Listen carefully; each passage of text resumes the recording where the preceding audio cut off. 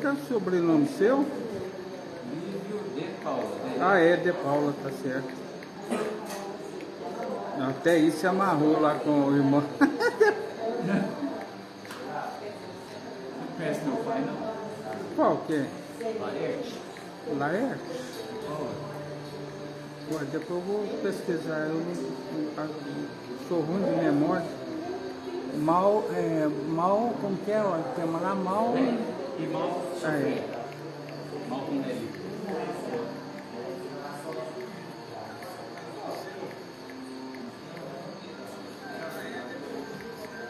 Nossa, apareceu lá.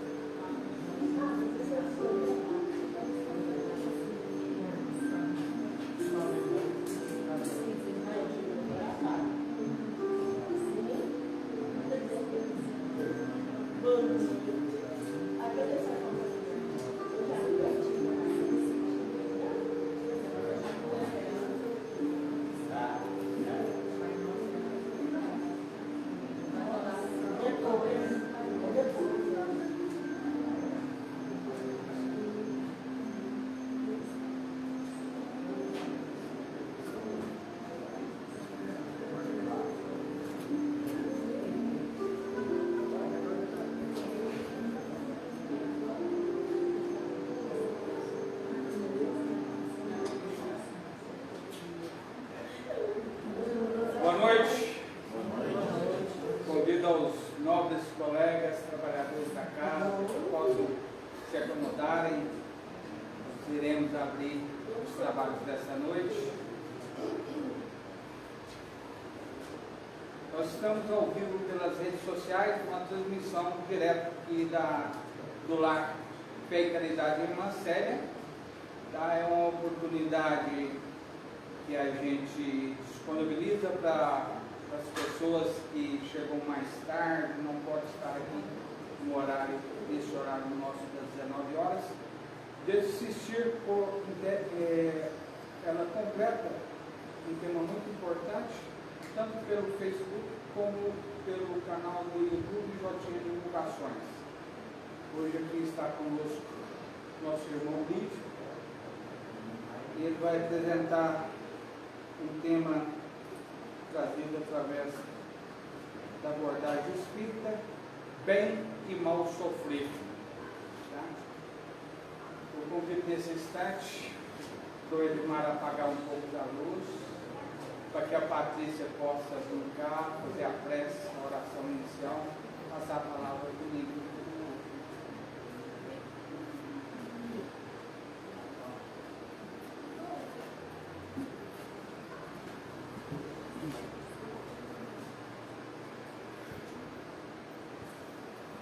Vamos elevar o nosso pensamento ao nosso Pai Maior, agradecer a oportunidade de estarmos aqui mais essa noite, agradecer também, Senhor Jesus, pela saúde, pela família, supre todas as necessidades conforme o merecimento de cada um. Pai, abençoa também, Senhor Jesus, os nossos irmãozinhos em situação de rua, possa levar o alento, o alimento, a fé, a esperança de dias melhores, Pai. Pai, abençoa também, Senhor Jesus, os nossos irmãozinhos que estão encarcerados, porque de alguma forma, Pai, se renderam ao mal e se encontram lá, sendo lapidados pela sua misericórdia, Pai. Pai, abençoa também aqueles nossos irmãozinhos que estão nos leitos de hospitais, acamados, depurando o corpo físico, Senhor Jesus, através da enfermidade. Que o Senhor possa assistir cada um deles, Pai, levando a cura, a esperança, o alento. Abençoa também aqueles, Senhor Jesus, que estão lá, que deixaram tudo só para estar lá velando pelos teus filhos, Pai. Pai, abençoa também, Senhor Jesus, as nossas crianças nos orfanatos, os velhinhos nos asilos, Pai, que eles possam ser separados pela divina luz. Pai, nos auxilie esta noite, Pai. Abençoa cada um de nós. Que cada um de nós possa levar para os nossos lares o que viemos buscar aqui hoje, Pai. Abençoa também esse nosso irmão que traz esta palavra amiga. Que esta palavra, Pai, possa ser uma semente plantada em cada um de nós. Que essa semente possa germinar, crescer e dar bons frutos. Pai, muito obrigada, Senhor Jesus, por tudo que tem feito na nossa vida. Pai nosso que estais nos céus, santificado seja o vosso nome. Venha a nós o vosso reino. Seja feita a vossa vontade, assim na terra como no céu. O pão nosso de cada dia nos dai hoje. Perdoai as nossas ofensas, assim como nós perdoamos a quem nos tem ofendido. E não nos deixeis cair em tentação, mas livrai-nos de todos da prática do mal. Que o teu reino, poder e glória para sempre. Amém. Palavra livre, esteja contigo.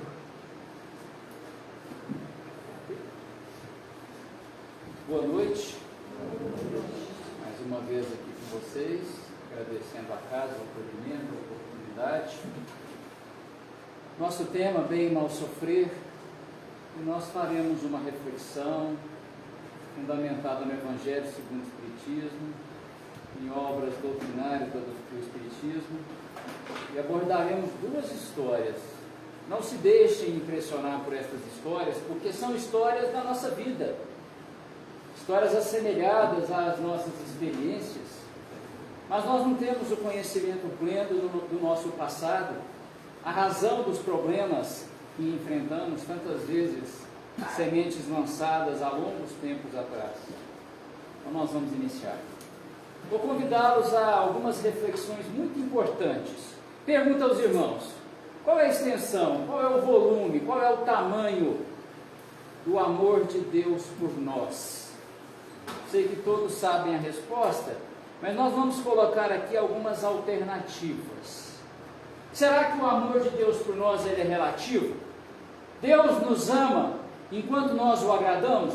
Nos ama mais se nós bajulamos Deus, se nós o amamos mais? Se a gente esquece de Deus, ele também se esquece de nós? Será que essa é uma alternativa, uma resposta viável para a nossa pergunta? O que vocês acham? Não? Então vou colocar uma segunda opção. Já que Deus é justiça, e disso nós sabemos, aliás, infinitamente justo, Ele nos ama se e somente se nós nos esforçarmos. Resposta adequada? Não? Também concordo com vocês, não é. O amor de Deus por nós é muito grande. Vocês marcariam essa resposta como uma solução? Entendo, mas vejam bem, a distância da Terra ao Sol é muito grande. A quantidade de habitantes deste planeta é muito grande, mas é mensurável, tem como nós contarmos. Isso são grandezas, mas o amor de Deus por nós não se mede, não se conta, porque Ele é infinito. Não há como medirmos a extensão do amor de Deus pelos seus filhos. Aliás, Deus, Ele é infinito em todos os seus predicados, em todos os seus atributos, soberanamente justo, bom, misericordioso, onipresente, onisciente, o Criador. Segunda reflexão, vocês me ajudem. Nós sabemos quando Deus criou os espíritos, quando que Deus me fez o Jotinha, fez qualquer um de vocês sabem a data? No calendário terrestre? Não. Eu também não sei, não faço a mínima ideia, nós não sabemos. Nós sabemos em plenitude como Deus nos fez. Qual foi o método de criação de um espírito? Não sabemos. Quando nós vamos fazer um bolo de cenoura, nós temos lá uma receita onde a gente mistura ovo com farinha. Eu não sei fazer bolo, posso estar falando aqui equívocos, mas tem lá uma sequência de passos, de proporções, de manejo, não tem? A gente entrega aquele bolo que foi ao forno. Nós não sabemos como Deus fez os espíritos, mas não é isso também que importa. O que importa é a nossa destinação, o nosso propósito. Por que Deus nos fez? Qual a razão da nossa existência? Deus nos fez para o progresso, para o crescimento moral, o desenvolvimento, o florescimento, o refinamento das virtudes, do amor e para a aquisição do conhecimento. Nossa destinação, sendo a evolução, portanto, é o sofrimento ou é a felicidade? O que Deus planejou, espera de cada um de nós é a conquista da felicidade ou é vivermos na tristeza de forma indeterminada? Vocês não estão convictos? Deus nos fez para a felicidade, não tenham dúvida alguma disso. Nós recorremos então à pergunta 112 do Livro dos Espíritos. Eu coloquei essa gravura aqui para simbolizá-la, onde Kardec é esclarecido e publica para nós naquele bendito livro que o nosso destino, o nosso alvo, o nosso objetivo, onde chegaremos, é o alcance, é o estágio da pureza espiritual. Todos nós seremos no futuro espíritos puros. Quais são as características dos espíritos puros? Não há mais o orgulho, não há mais o egoísmo. O coração vibra, pulsa, irradia, reverbera o amor. Os espíritos puros habitam mundos de soberana justiça, bondade, empatia, caridade. Os espíritos puros, vencidas as provas, as expiações, as vicissitudes, as dificuldades, descansam para todo o sempre. Descansam da mágoa, porque não existe mais. Descansam do desequilíbrio, porque isso já não existe mais nos espíritos. Mas eles trabalham incansavelmente em favor do próximo. A verdadeira alegria, a felicidade eterna, é a satisfação que o espírito adquire de levantar alguém que está caído, de levar esperança a quem está descrente, de matar a fome de quem está com ela, de dessedentar o sedento, de abrigar do frio quem está mal vestido. Essa é a nossa destinação. Então nós começamos aqui com o nosso alvo. Onde chegaremos? Mas esse caminho, ele é extenso, ele é longo, e a velocidade a qual nós estaremos nesta condição de alegria perene, inquebrantável, a velocidade depende de quem? De cada um. Da forma como cada um de nós pensa, sente, vibra, fala, age. Nós temos o livre-arbítrio, somos soberanos às nossas escolhas. Mas, se fomos criados para a felicidade, para a alegria eterna, aquela que se carimba no espírito para todo sempre, decorrente do bem que fazemos a outrem, por que nós olhamos ao nosso redor e vislumbramos tanta dor, tanto sofrimento? Estamos aqui com excelso objetivo, buscando um tratamento espiritual, um passe magnético, uma boa palavra. Por que esta dor nos circunda? Por que padecemos da melancolia, da tristeza transformada em depressão, de tantas dificuldades e obstáculos? Se Deus é soberanamente justo, bom e amoroso, por que nós experimentamos estas dificuldades? Por que nós sofremos? Porque trouxe essa figura aqui, que na minha visão é um simbolismo disso. Porque nós somos lavradores, nós somos cultivadores, fazendeiros do solo da nossa própria vida. É como se nós tivéssemos nas mãos incontáveis, infinitas, abundantes e recorrentes sementes que nós plantamos no solo da vida. Cada semente representa a nossa atitude, a nossa conduta, o nosso pensar, o nosso sentir. Como nós somos na rua? Qual é o nosso comportamento no trabalho? Transparente em meu lar, como eu sou, como eu ajo. Nós temos a faculdade de escolhermos, o poder de escolhermos a semente que vamos plantar. Mas uma vez plantada essa semente, inoculada no solo da vida, nós vamos colher o fruto condicionado à semente que plantamos. Então nós podemos experimentar o equilíbrio nas nossas vidas quando nós irradiamos o equilíbrio, quando nós levamos otimismo, esperança, força, acolhimento ao nosso próximo. Mas nós podemos experimentar situações difíceis, controversas, de ressentimento, quando a nossa atitude não é aquela que traz crescimento para a alma, mas a decisão é soberana, é de cada um. Vejam bem, meus irmãos, diante de uma ofensa, de uma palavra violenta que nos foi dirigida, nós temos esse poder de decidir se nós vamos absorver aquele sentimento ruim, circulá-lo em nós indefinidamente, perdemos o nosso tempo, a nossa saúde, em razão de uma incompreensão.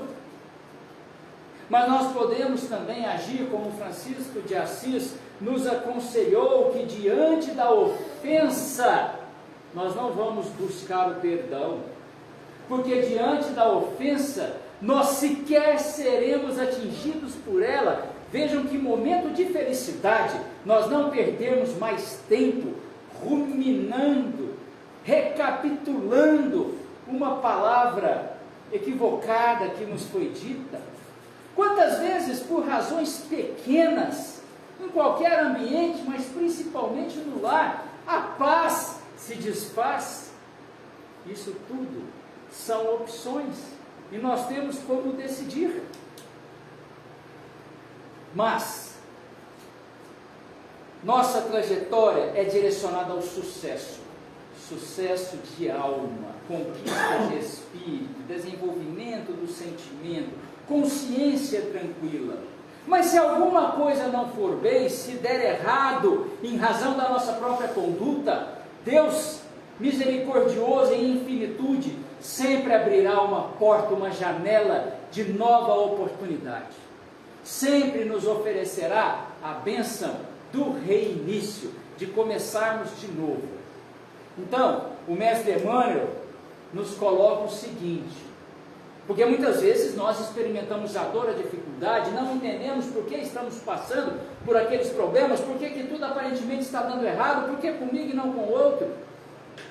Emmanuel diz, nós nos encontramos na situação mais adequada, que nos oferecerá uma oportunidade de crescimento.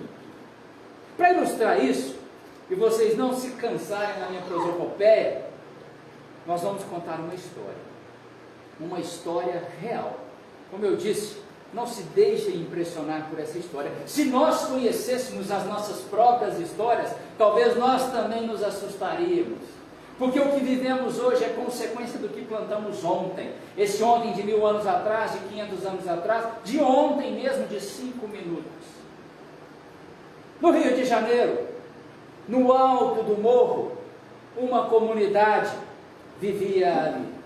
E nesta comunidade, popularmente cunhada, chamada de favela, nós temos 2 personagens importantes. Guardem os nomes. Veloz, isso é um apelido, é um codinome, Na verdade, é uma alcunha, é um rótulo que ele ganhou, porque ele é muito rápido, porque ele é muito ligeiro, porque ele é ágil, Jotinha, no exercício da sua profissão. Ele é um assaltante de banco. Tem esse nome veloz, porque realmente é um rapaz bem rapidinho. Lucinha, sua namorada, e os dois estavam ali traçando, planejando um sonho de um lar feliz, um casamento, uma família, filhos. Estavam ali planejando e ele dizia: Lucinha, minha amada, tenha calma, mas tenha esperança, porque hoje, quando eu sair de casa para exercer a minha profissão, há a promessa de conquistar uma grande soma de dinheiro.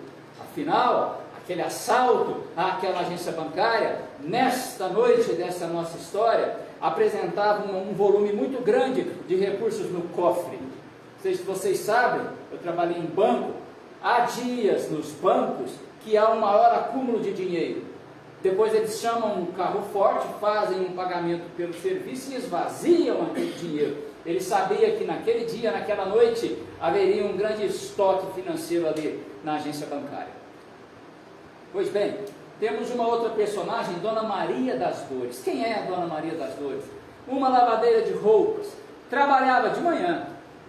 Descansava à tarde? Não, trabalhava à tarde. Aí, finalmente, à noite, lavava mais um pouquinho de roupa, para conseguir juntar, formar um sustento, para prover sua casinha e seus 9 netos, sob sua responsabilidade. Temos mais um quarto personagem, Flávio. O que eu direi aos senhores de Flávio? Nada, por enquanto. Então, Lucinha, Veloz se despediram após uma rodada de álcool e de crack. Ele saiu para empreender o seu ofício, exercer a sua profissão, mas houve ali um combate. Policiais estavam esperando por aquela ação criminosa, vários tiros disparados, e o nosso protagonista Veloz veio a óbito. Alvejado por vários projéteis, o corpo não resistiu. E o que acontece, espíritas que somos? Bom, com a morte do corpo, com a falência do organismo, o espírito, seu envoltório, que Kardec chama de perispírito, se desprendem. Temos ali uma desencarnação. Neste mesmo momento, Lucinha, sem conhecimento de que o seu noivo estava morto, passou mal, sentiu um mal-estar muito grande. Dona Maria das Dores, que tinha um apreço, uma consideração muito grande por Lucinha, a levou a um posto de saúde. O médico fez detalhados exames e disse: minha filha, é necessário que você cuide da sua alimentação, porque você apresenta um estado anêmico. Você precisa se alimentar bem. E mais, sentir um odor característico de nicotina. Será necessário que a senhora não fume durante esse período tão especial. E ela: mas que período especial? Ora, dona Lucinha, a senhora será mamãe, ou já é, a senhora está esperando um bebê. Aquele bebê, e todos nós passamos por esse processo, estamos aqui encarnados, aquele bebê nada mais era de que um espírito que passou por um processo de redução do seu corpo espiritual, foi ligado àquela mãe, aguardando a reencarnação. Aquele bebê já estava ali, órfão de pai, porque Veloz sucumbira num assalto. E os meses passaram, Lucinha não se alimentou adequadamente, não evitou o uso continuado de nicotina, e chegou o momento do parto, de dar à luz, e o bebezinho nasceu. A enfermeira, com muito carinho, com aquela criança revestida num cobertorzinho, numa manta azul, colocou no colo da mamãe Lucinha o bebê. Não se assuste. Quando aquela mãe, sofrida, preocupada, observou com atenção o seu próprio filho, percebeu que os seus bracinhos estavam encurtados, padecendo de uma atrofia muito grande. As perninhas retorcidas, e o formato da cabecinha do crânio denotava e demonstrava um problema cerebral. Aquela mãe ficou assustada, aterrorizada com essa situação. E o que ela fez? Colocou a criança nos braços de Dona Maria das Dores. Alegou um pretexto qualquer, uma necessidade de ir ao banheiro a algum lugar. E nunca mais foi vista. Passadas algumas horas, Dona Maria das Dores, com a criancinha no colo, muito preocupada, deduziu: parece que este bebezinho foi abandonado. E pensou: o que eu vou fazer? Há 9 crianças sob minha responsabilidade, sob o meu sustento. Mas pensou: caridade não tem limite. Onde vivem 9, viverão 10. E seremos muito felizes. Chegou em casa com aquele bebezinho, não tinha berço, não tinha Moisés, não tinha nada. Para quem não sabe, Moisés é um cestinho, né, que se coloca um bebês. E ainda preocupou-se porque tinha que alimentá-lo, e lembrou: eu tenho um pouco de leite. Quando foi esquentar o leite no fogão, olhou para o chão, o que tinha lá? Um caixotinho. Acomodou aquele bebê carinhosamente naquele caixotinho. Essa história rapidamente incendiou no morro. Todas as pessoas ficaram sabendo da saga de Joãozinho, que por estar num caixote, começou a ser chamado de Joãozinho do Caixote. A história de Joãozinho do Caixote foi abraçada por várias organizações não governamentais, pela imprensa, associações.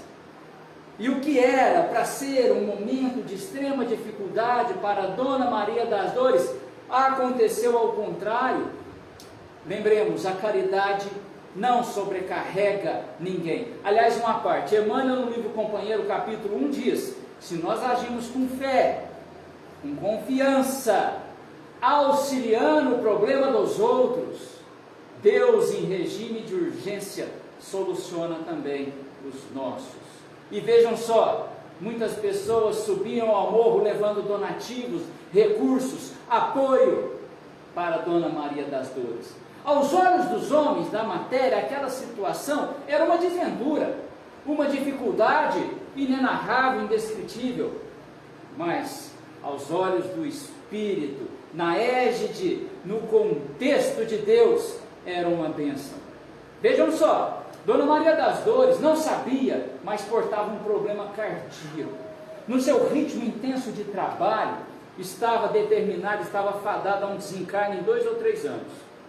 Com tanta caridade que recebeu, tantas preces e prece-energia, vibração, tantas vibrações recebeu, com polarizações positivas, que a sua saúde melhorou. E essa história psicografada nos relata que ela teria mais 9 anos de vida, em razão deste alívio no esforço físico que ela fazia. Então a gente lembra de Emmanuel: nos encontramos na situação mais adequada àquilo que nos propiciará crescimento.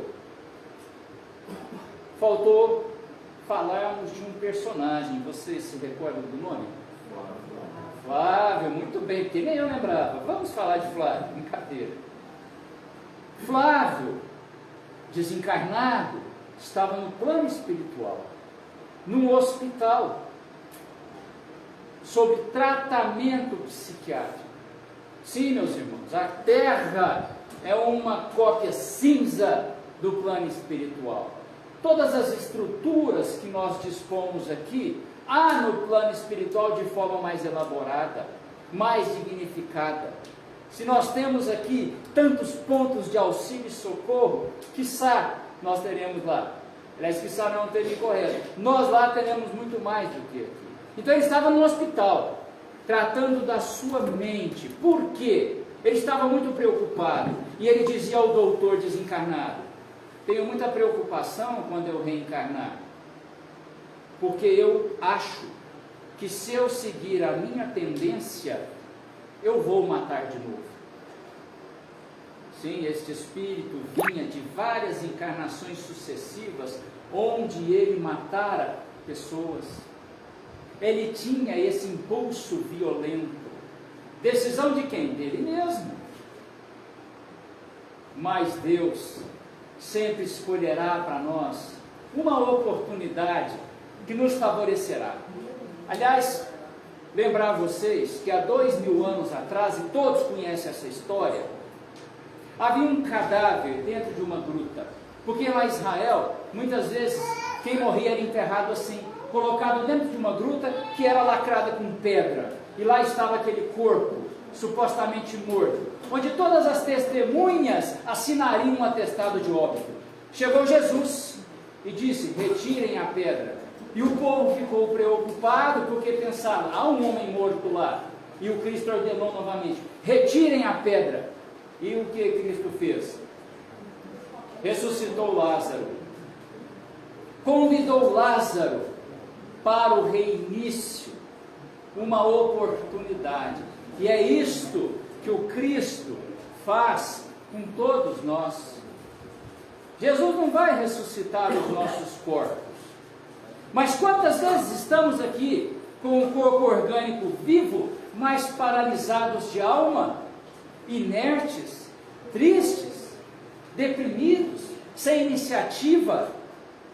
Cristo sempre nos oferta o socorro, o acolhimento, sempre nos convida para a bênção do reinício. Flávio, assassino serial com a compulsão criminosa, veio reencarnar num corpinho que lhe limitaria os movimentos. Reencarnou sob uma proteção orgânica que o impediria ou não facultaria de cometer novos crimes dessa espécie. Reencarnou num lugar onde seria muito amado por Dona Maria das Dores, pelos seus 9 irmãos, por toda uma comunidade. Sim, Flávio, reencarnado como Joãozinho do Caixote, nem que quisesse, conseguiria cometer um crime de assassinato. A gente lembra de Emmanuel: nos encontramos na situação, no corpo, na condição que nos oferece oportunidade de progresso.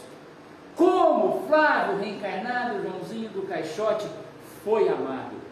Quantas preces de soerguimento foram direcionadas a ele. Sofrimento, sim, o chamado bem sofrer, o sofrimento que nos eleva, que nos traz progresso. Então, meus irmãos, diante das dificuldades, e todos nós aqui passamos por dificuldades, quem aqui nunca chorou, nunca derramou uma lágrima, publicada ou anônima, em razão de um sofrimento nosso ou de alguém que nós amamos? Quem nunca experimentou o sofrimento diante de um problema onde aparentemente não enxergávamos solução?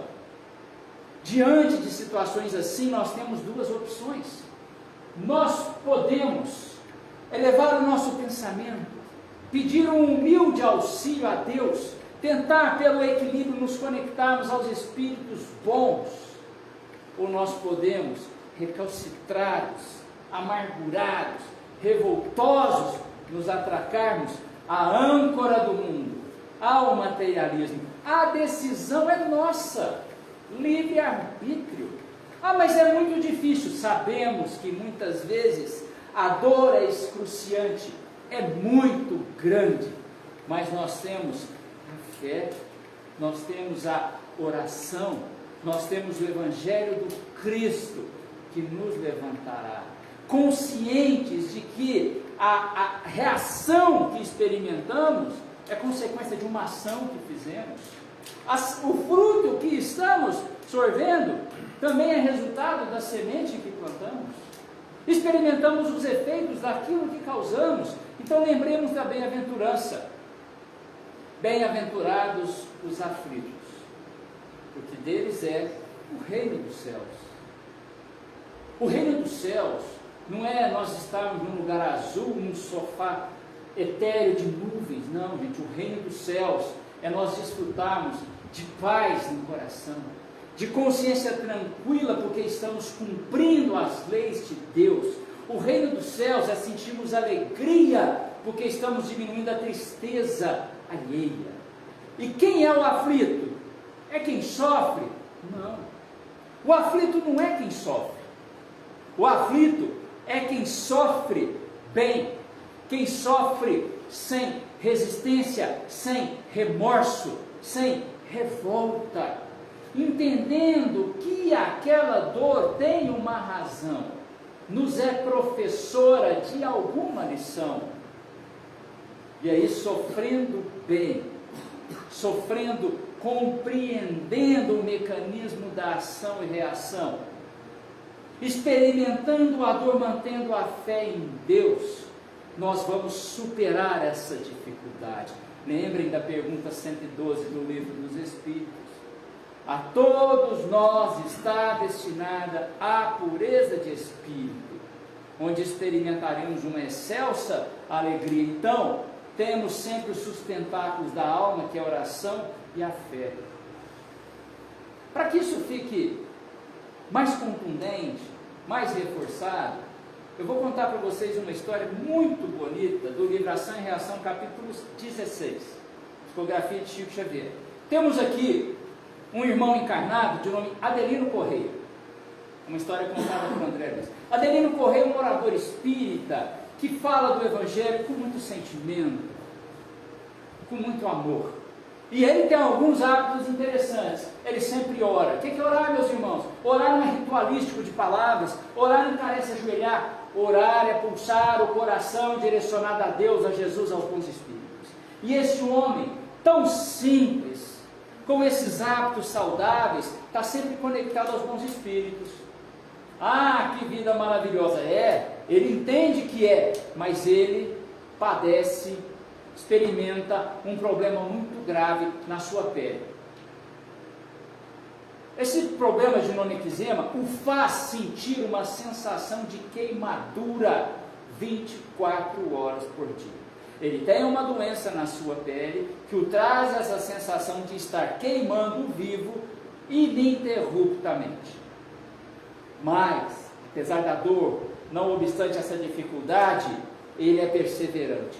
Coloquei aquela cruzinha amarela ali para dizer o seguinte: ele praticava tanto a caridade, moral e material, que vários espíritos desencarnados, que estavam ali acompanhando seus parentes vivos, eram sensibilizados profundamente com a ajuda que Adelino empreendia a estes parentes.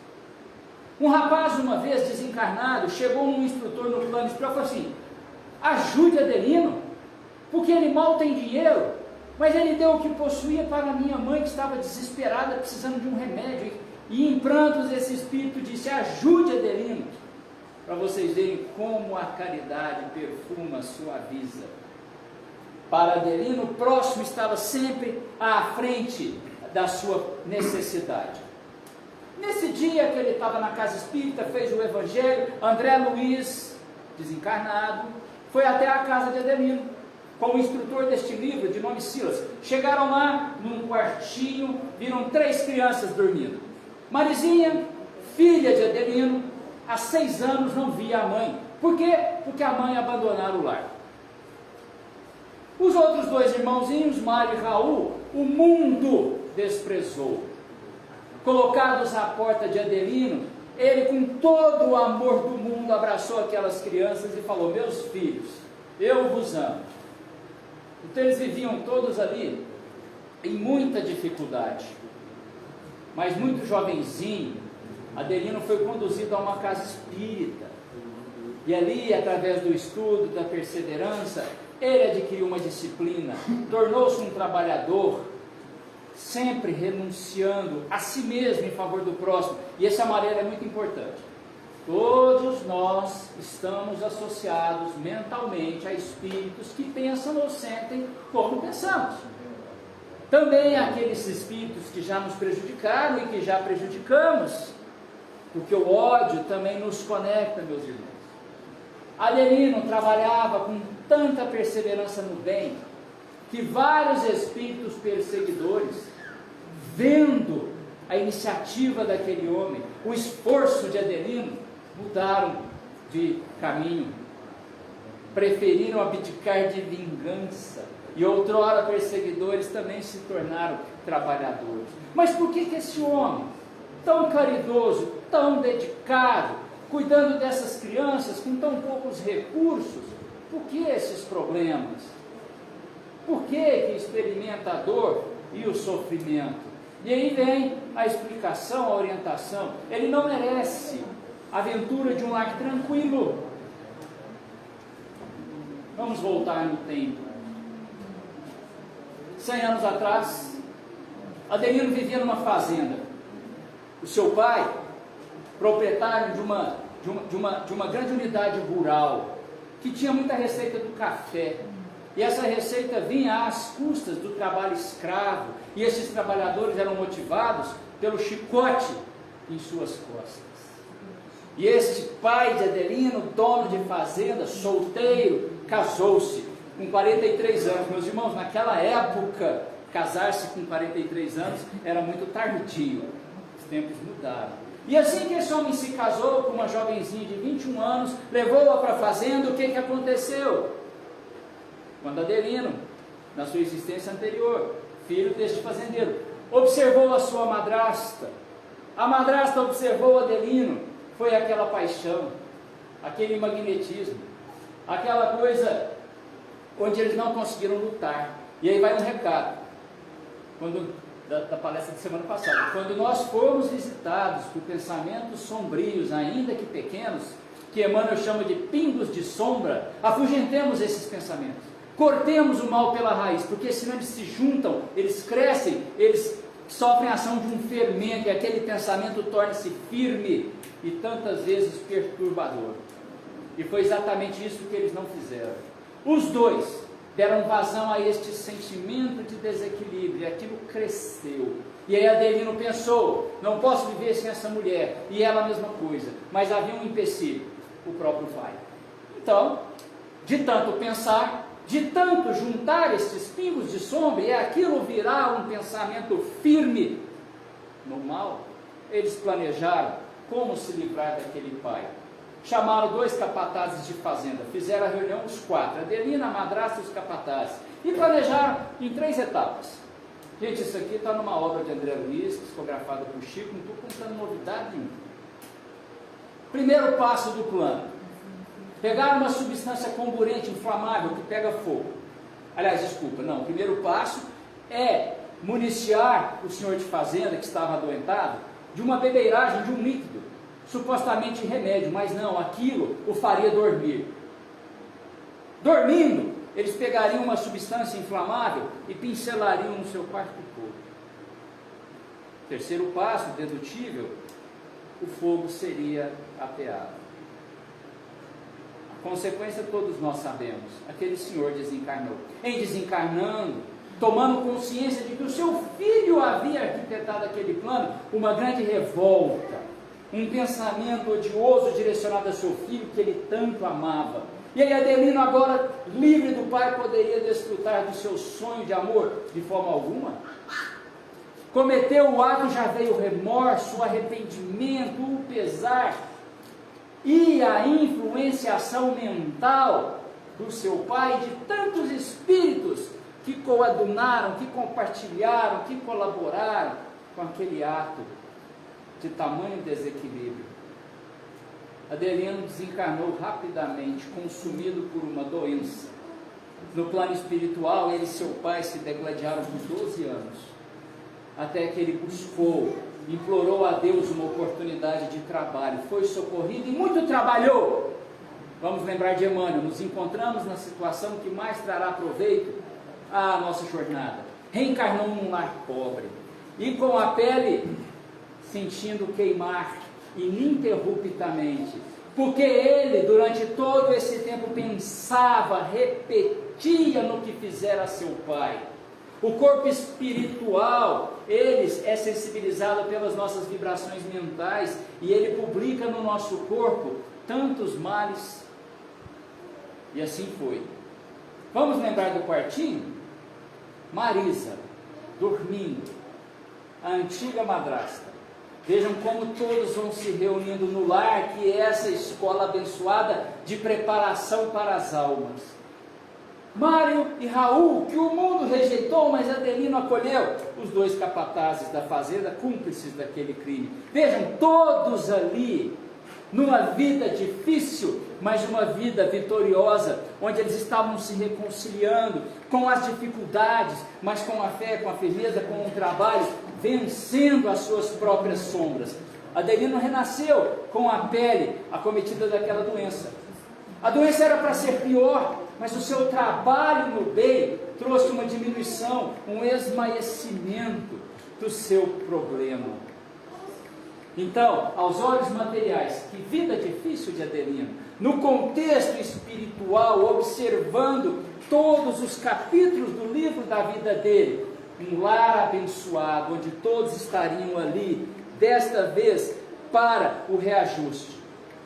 A nossa história poderia acabar aqui e o meu tempo acabou, mas eu vou gastar mais 1 minuto. Está faltando alguém nesse lar?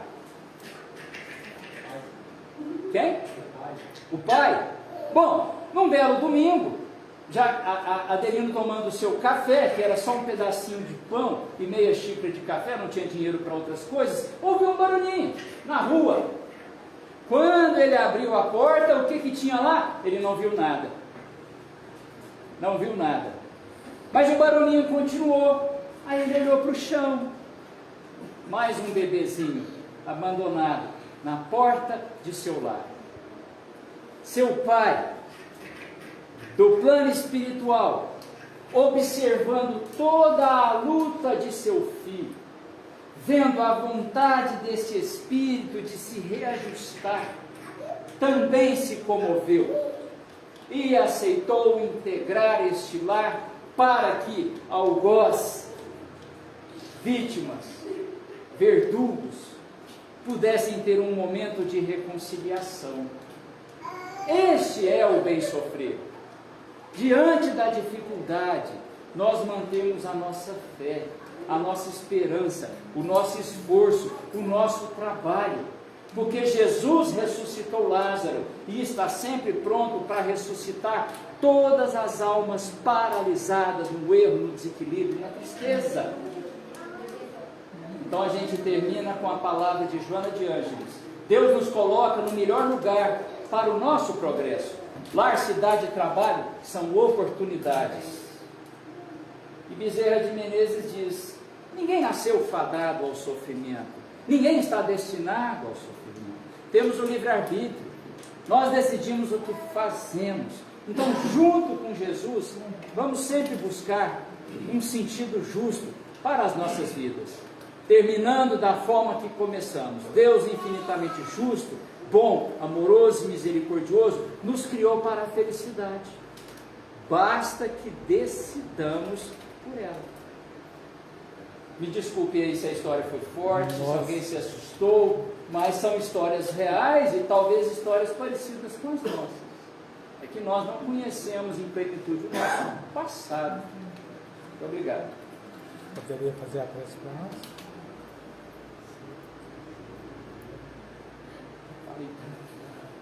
Muito bom.